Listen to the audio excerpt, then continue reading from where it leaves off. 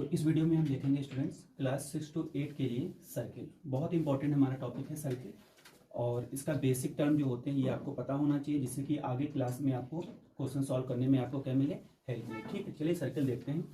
तो इसमें हम इस वीडियो में आपको बेसिक टर्म बताएंगे सर्किल में, और इस वीडियो को क्लास 6 to 8 स्टूडेंट्स देख सकते हैं। चलिए सर्किल देखते हैं।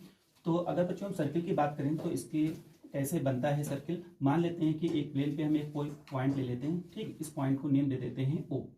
ठीक, अब इस पॉइंट से एक पॉइंट और ले लेते हैं पी, और मान लेते हैं कि इस पॉइंट ओ से पी तक की जो डिस्टेंस हमारी होगी आर। ठीक है, इसी तरह से एक पॉइंट और ले लेते हैं यहाँ पे क्यू, फिर यहाँ पे एक ले लेते हैं आर, तो यहाँ पे ले लेते हैं एस। इसी तरह हम कई पॉइंट्स ले लेते हैं ऐसे, और जितने भी पॉइंट्स हमने लिए हैं इन पॉइंट से ओ जो पॉइंट आपने लिया है, लेट किया है, यहाँ तक जितनी भी डिस्टेंस होगी सारी इक्वल होंगी, मतलब आर के इक्वल होगी। ठीक है ना। तो अब इसको अगर हम एक सारे पॉइंट्स को अगर हम ज्वाइन करते हैं स्टूडेंट्स, तो कुछ इस तरीके से हमारा एक सर्किल बनेगा। अब देखेंगे जो आपने पॉइंट लेट किया था, जो ये पॉइंट ओ था जो फिक्स था, इसे हम बोलेंगे सेंटर। ठीक है, और यहाँ पे जो जितने भी पॉइंट्स, ये छोटे छोटे पॉइंट्स, अभी सर्किल मैंने बना दिए, यहाँ पे आप देख सकते हैं सारे पॉइंट छोटे छोटे जो हैं वो मिलके एक सर्किल फॉर्मेट करेंगे। ठीक है, अब जो ये फिक्स पॉइंट है तो इसे हम रेडियस सेंटर बोलेंगे। क्या बोलेंगे? सेंटर। और सेंटर से सरकमफ्रेंस, तो ये आपका बॉर्डर देख रहे, जिसे मैंने स्केच से बनाया, इसे हम बोलेंगे सरकमफ्रेंस। तो ओ से सरकमफ्रेंस पे किसी पॉइंट्स को अगर आप कोई भी लाइन ज्वाइन कर देते हैं तो वहां पे हो जाएगा आपका रेडियस। इसे हम क्या बोलेंगे? रेडियस। ठीक है ना। अब रेडियस अगर क्या होता है, the line segment passes through the centre to any point on a circumference, मतलब सेंटर से पास होनी चाहिए, सेंटर से या स्टार्ट होनी चाहिए, और कहां पर सरकमफ्रेंस में किसी भी पॉइंट को हम लेट यहाँ पे कर सकते हैं। तो पॉइंट हम मान लेते हैं ये हमारा पॉइंट हो गया पी, तो ये डिस्टेंस को हम क्या बोलेंगे? रेडियस बोलेंगे। ठीक है, अब एक लाइन सेगमेंट आपको ऐसी ड्रा करना है जो सरकमफ्रेंस से सरकमफ्रेंस तक होगी लेंथ, और सेंटर से होके पास होगी, कुछ इस तरीके से। ठीक है, तो ये अगर हम देखें ये डिस्टेंस ए एंड बी, तो ये हमारी हो गई स्टूडेंट्स डायामीटर। ठीक है, अब डायामीटर और रेडियस का रिलेशन अगर हम देखें तो देखो यहां से देखें ओ बी, अगर हम ओ बी डिस्टेंस की बात करें तो ये हमारी क्या हो जाएगी? रेडियस। और ओ ए ये भी क्या हो जाएगा? रेडियस। इसका मतलब ये हो गया स्टूडेंट्स कि डायामीटर में आपको 2 रेडियस मिल जाएंगी। ठीक है, तो डी इक्वल टू आपका हो गया 2r। इसका मतलब आप ये बोल सकते हैं diameter is a twice of the radius. तो डायामीटर और रेडियस का ये रिलेशन हो गया। अब अगर रेडियस के फॉर्म में फाइंड करें तो r equal to D upon 2। इसका मतलब ये हो गया radius is a half of the diameter. अब इसी तरह से कुछ क्वेश्चन अगर आपको सॉल्व करने के लिए आ जाए, कुछ क्वेश्चन अगर आपको ऐसे मिल जाए, in a circle diameter equal to 10 centimetre, then find the radius. तो अभी मैंने आपको बताया रेडियस क्या होता है? डायामीटर का हाफ होता है। तो r equal to 10 upon 2, that is 5 centimetre. तो रेडियस हमें कितना मिल गया? 5। सपोज दैट अब आपको सेकंड क्वेश्चन में अगर रेडियस मिल जाता है 3 सेंटीमीटर, डायमीटर फाइंड करना होता है, तो डायमीटर क्या होता है? रेडियस का ट्वाइस होता है। तो d equal to 2r, that is 2 into r3 equal to 6 centimetre. Okay students, अब देखेंगे कुछ और इंपॉर्टेंट टर्म।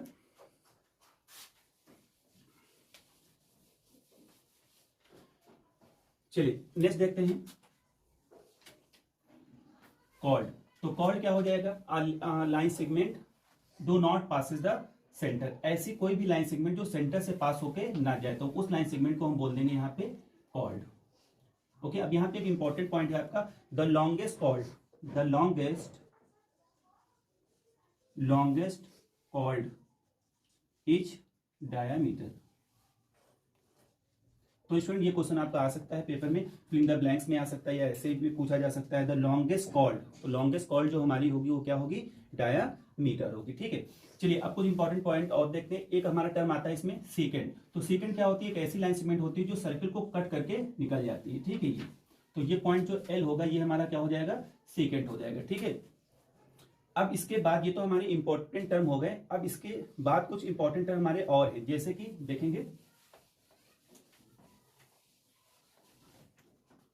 अब हम बात करेंगे यहां पे arc, second point segment, and third is sector. तो इनके टू टाइप्स होते हैं।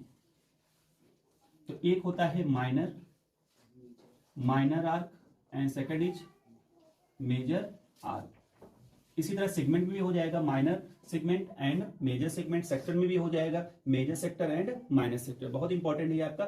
चलिए अब आर्क की बात करते हैं। सपोज दैट आपके पास एक सर्किल है जिसका सेंटर O है और रेडियस कितना है R।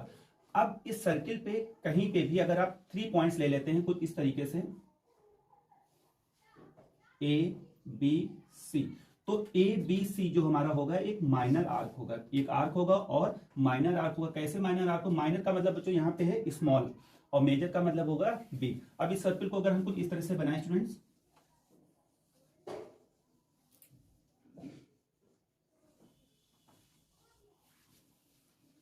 और यहां से मैंने इतना पार्ट कट कर दिया और इसके कट वाले पार्ट को हमने कुछ इस तरह से शो किया ये।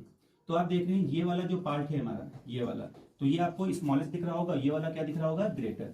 A B and C।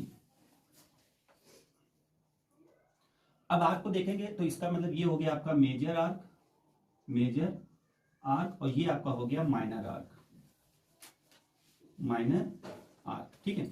अब आर्क को कैसे सिंबलिक फॉर्म में शो करेंगे? तो आर्क का सिंबल जो होता है आर्क का कुछ इस तरह से होता है। तो इसका अगर हमें लिखना होगा ABC, ABC, आर्क ABC क्या हो जाएगा यहाँ पे? Minor, minor arc. और मेजर का लिखना है तो यहाँ पे एक कोई पॉइंट लेट करना होगा D, तो ये हो जाएगा ADC, ADC, ये हमारा हो जाएगा major arc, major arc. Okay student, तो आर्क हमारा कंप्लीट हो गया। अब सेकंड देखेंगे हम लोग सेगमेंट। तो सेगमेंट का मतलब हो गया अगर सर्किल में आपने कोई एक कॉर्ड ड्रा कर दी कुछ इस तरीके से, ठीक है, तो अब देखेंगे ये सेगमेंट क्या किया? सर्किल को 2 पार्ट में डिवाइड कर दिया, that is AB divided into 2 part of a circle. अब ये वाला पार्ट आप जो देख रहे हैं ये स्मॉलेस्ट दिख रहा है और ये क्या दिख रहा है? ग्रेटर दिख रहा है। तो स्मॉलेस्ट वाले पार्ट को बोलेंगे माइनर सेगमेंट, माइनर सेगमेंट, और इसे हम बोलेंगे मेजर सेगमेंट। ठीक है। अब इसके बाद देखेंगे सेक्टर। तो सेक्टर क्या होता है? सेक्टर जो है रेडियस से बाउंड होगा। ठीक है। अगर सर्किल में अगर आप 2 रेडियस से पार्टिकुलर कोई एक पार्ट बाउंड कर देते हैं, क्लोज कर देते हैं सर्किल का, तो वो पार्ट हमारा हो जाता है सेक्टर। एक रेडियस आपने ये ड्रा की और ये रेडियस ये। ठीक है। तो ये वाला जो पार्ट होगा हमारा, देखिए पूरे सर्किल का ये छोटा पार्ट हो, ये वाला क्या हो गया? बिग पार्ट हो गया। तो इसे हम बोलेंगे माइनर सेक्टर और इसे बोलेंगे मेजर सेक्टर। तो ये कुछ हमारे इंपॉर्टेंट टर्म थे सर्किल से रिलेट। तो काफी इंपॉर्टेंट है, क्लास 8 तक आपको ये सारे टर्म आपको आने चाहिए, जिससे कि आगे जब क्लास 9 में आप सर्किल पढ़ें, क्लास 10 में सर्किल पढ़ें, तो इन इंपॉर्टेंट आपके बेसिक टर्म है ये आपको आना बहुत जरूरी है। अगर नहीं आते तो क्वेश्चन समझने में आपको बहुत ज्यादा दिक्कत होगी। ठीक है स्टूडेंट्स, अब चलिए हम सर्किल की बात करें। सर्किल का एरिया और पेरीमीटर कैसे फाइंड करेंगे। ठीक है। तो area of circle, area of circle क्या होता है? पाई आर स्क्वायर। ठीक है। अब पाई की वैल्यू जो यहाँ पे होगी, पाई की वैल्यू हम यहाँ पे ले सकते हैं 22/7 और ले सकते हैं यहाँ पे पाई की वैल्यू 3.14।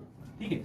अब ये तो हमारा कंप्लीट सर्किल का एरिया हो गया। इसी तरह अगर आपसे पूछ लिया जाए area of semi circle, area of semi circle, तो सेमी का मतलब हो गया हाफ। तो जो आपका होल सर्किल का एरिया होगा उसको हाफ कर दीजिए पाई आर स्क्वायर बाई 2। ठीक है। अब इसके बाद देखेंगे पेरीमीटर या सरकमफ्रेंस। तो पेरीमीटर का मतलब तो आपको पता होगा, तो पेरीमीटर को हम सर्किल में सरकमफ्रेंस भी बोल सकते हैं। ठीक है। तो आपका हो जाएगा perimeter of circle, perimeter of circle 2πr, 2πr। अगर अब मान लीजिए सेमी सर्किल आपका कुछ इस तरह से बन के आता है स्टूडेंट्स, इसका अगर आपको पेरीमीटर निकालना है तो ये सेमी सर्किल है, तो सेमी सर्किल का जो पेरीमीटर हमारा होगा, perimeter of semi circle, semi circle मतलब हाफ हो जाएगा, तो इसका हम हाफ कर देंगे तो क्या आ जाएगा? 2πr divided by 2 we get pi R. ये इतने पार्ट का स्टूडेंट्स हो गया पेरीमीटर। बट ये क्या है हमारा? डायमीटर, तो इसको इंक्लूड करेंगे। प्लस का क्या हो जाएगा? डी, या इसको हम लिख सकते हैं पाई आर प्लस 2r, और इसको स्टैंडर्ड फॉर्म में अगर लिखना है तो लिख सकते हैं आर पाई प्लस 2। बहुत इंपॉर्टेंट क्वेश्चन है यहाँ पे। अब यहाँ पे अगर ऐसे फिगर बन के आता है, इसका पेरीमीटर फाइंड करना है, तो अगर आप पाई आर लिख देते हैं तो रॉन्ग हो जाएगा। पाई आर प्लस डी डी क्यों हमने लिखा, क्योंकि डी बच्चों ये भी तो एक लाइन सेगमेंट हमारी है और ये इसका हो गया। तो पेरीमीटर का मतलब ही होता है यही सम ऑफ ऑल लाइन। हम देखेंगे कोऑर्डिनेटर में एरिया कैसे फाइंड करते हैं, टाइप ऑफ कोऑर्डिनेटर्स, और जितने भी टाइप्स होते हैं वो काफी इंपॉर्टेंट होते हैं, उनकी प्रॉपर्टीज को। Okay student.